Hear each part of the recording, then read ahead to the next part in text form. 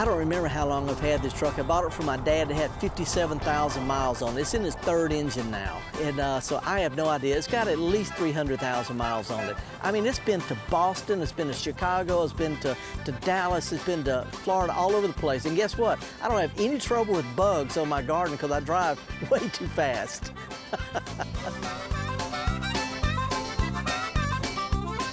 My truck, which is an antique, belonged to my dad. I left it out in the street one night with the keys in it, and some young guys came through looking for just a joyride, I guess, and they stole it. And I got kind of depressed, but we got the truck back. The police found it. 2 nights later, the police came up, knocked on my door, and said they caught them 3 blocks over driving my truck all stripped down. I'm thinking, too young to be stupid. And they stripped it, they got everything off of it, threw away my plants, tore up my bottle tree, threw away my hula girl. You know, they were young guys. They figured they could ride around in a truck painted like a tractor and get away with it if they got rid of the bottle trees and the flowers. Hello? I mean, I felt okay about it because it's an old truck and, you know, it's a karma thing, and Santa Claus will keep track of those boys. Well, I was reading the Clarion Ledger about Felder's unfortunate mishap with his truck, and I was pretty sad. I've been following him for a long time, and a lot of our alumni and people that work at Holmes are big fans of his work. Here's a Mississippian that we can help. So we said, you know, what would be a great story with to showcase the college's career tech programs and also kind of bring a landmark back to Mississippi. And so we emailed him. I got emails literally from California to New York, people who garden writers and other people have heard about it. And I found out real quick there's a lot of people that know me and a lot of people know the truck. More people like the truck than like me. When it first got stolen, I was describing it to the police, and the policeman said, "Mr. Rushing, we all know your truck."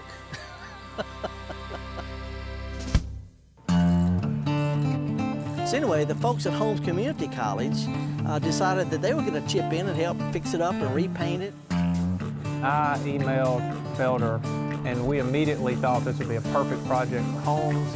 It would showcase our auto collision repair major, and so our foundation actually stepped up and provided the resources for the material. And then our students needed a good learning project, and we thought this would be a great way to showcase what we do and also work for a good cause. It felt real good. I was relieved, I was relaxed. It's sort of like I rewarded for being, you know, kind of calm about it.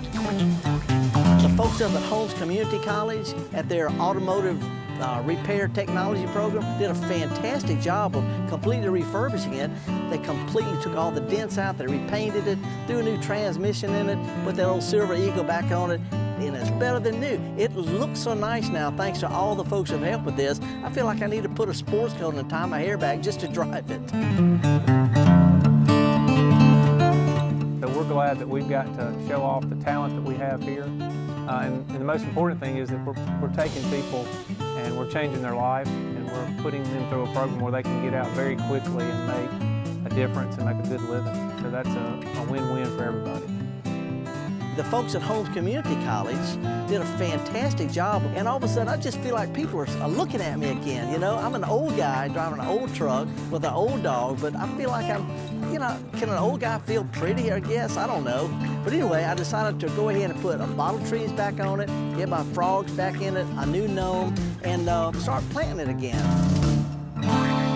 The whole idea of this truck was to show that you can garden anywhere, anybody. And if I can grow stuff in the back of a little truck, why can't I grow it in the back of a big truck? So now this painted, it's ready to go. I'm replanting it, and I've chosen plants because they're pretty, they're useful. I have culinary herbs here. I can eat roadkill if I have to.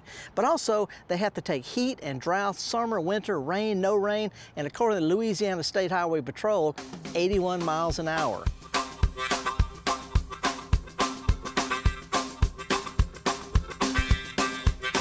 Years ago, somebody whined because they didn't have a place to garden. I don't have a place to garden. I'm too busy. I'm thinking anybody can grow stuff in a pot, you know, as long as you got something spiky, something roundy, something frilly, maybe a little accessory. and I'm thinking, why not do something in the back of my pickup truck? So I started out with a bag of potting soil with a couple of herbs and a tomato and a pepper, and it grew. All I did was get water whenever I got gas. A couple of years later, I got a bigger bag of potting soil, and then it worked so well and was so popular, I put this box in the back, had a special made box, and fill it with special potting soil, kind of lightweight so it doesn't, you know, increase my gas mileage.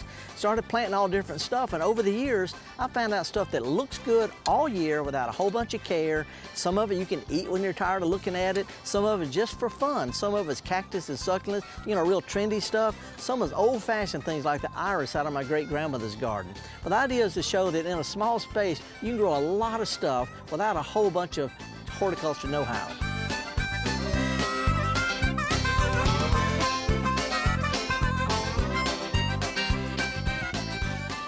Alrighty, that was quick, but it doesn't take long if you know what you're doing.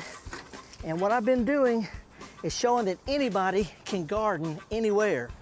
This old truck of mine, it was my dad's truck and it got stolen, and we had it repainted, John Deere green. Remember that song? The whole town said it should have used red, but it looked good to Charlene and John Deere green. Well, I've got a John Deere green truck and a little planter, and the fact is this whole thing it's an antique 1988 and it's running again, and I'm gonna be showing people all over the South that if I can garden in the back of a pickup truck, anybody can garden. And I want to thank everybody who's helped put this old truck back together, because we are going to roll on down the road now.